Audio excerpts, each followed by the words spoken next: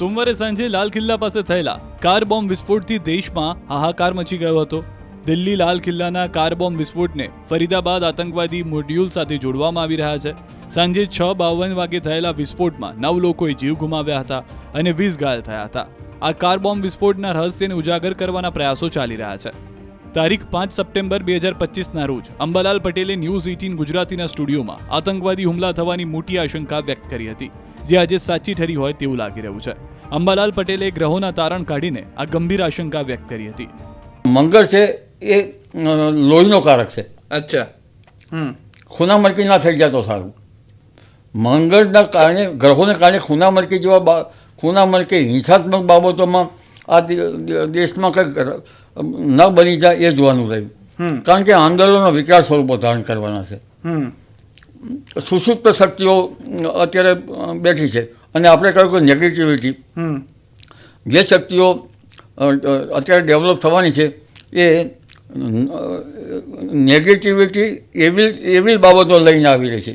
અને આ એવી બાબતો લોકોમાં લગભગ અંદર હાઇડન પ્રવૃત્તિ કરશે, જેને ખ્યાલ ના આવી શકે તેવી. ડોર્મન્ટ કન્ડિશન એટલે ખ્યાલ આવ્યો?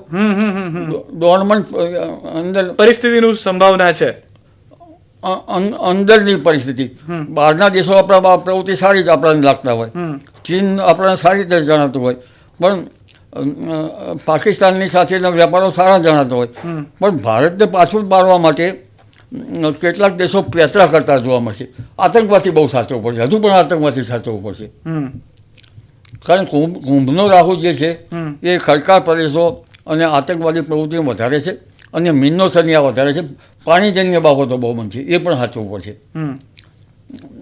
અમેરિકા જેવા દેશો ઘણી વખત પાણીમાંથી એટલું બધું પાણી અંદર ઘણી વખત જે દરિયા કિનારાના દેશો છે ગમે ત્યાં હોય, સાન ફ્રાન્સિસ્કોને સાચવવાનું રહે, અમેરિકામાં સાચવવાનું રહે, આ ઉપરાંત જ્યાં જ્યાં સમુદ્રો છે ત્યાં પણ સાચવવાનું રહે.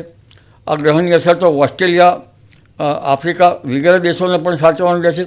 એટલે પાણીજન્ય બાબતો કે પાણીની ખાસ બાબતો વધારે બનવાની શક્યતા રહે છે. અને ગ્રહણ પછી તો આપણે કહ્યું કે ઘણી બાબતો પૃથ્વીના પોપડામાં પણ ઉછલ પાછળ થઈ શકે. દરિયાની અંદર પણ કંઈક લાવા કે સુસુપ્ત જ્વાળામુખી ફાટી નીકળે, અને ઘણી વખત દરિયામાં પણ ઊંડાણથી ભૂકંપો થતા હોય છે, ત્યારે સુનામી પણ આવી શકે. આ બધી બાબતો આ વખતે બનવાની શક્યતા છે. આ વિસ્ફોટ કેવી રીતે કરવામાં આવ્યો અને તેના તાર ક્યાં સુધી જોડાયેલા છે તેની સુરક્ષા એજન્સી ગંભીરતાથી તપાસ કરી રહી છે, અને પીએમ મોદી અને ગૃહમંત્રી અમિત શાહ પણ આ ઘટનાની પળે પળની માહિતી મેળવી રહ્યા છે.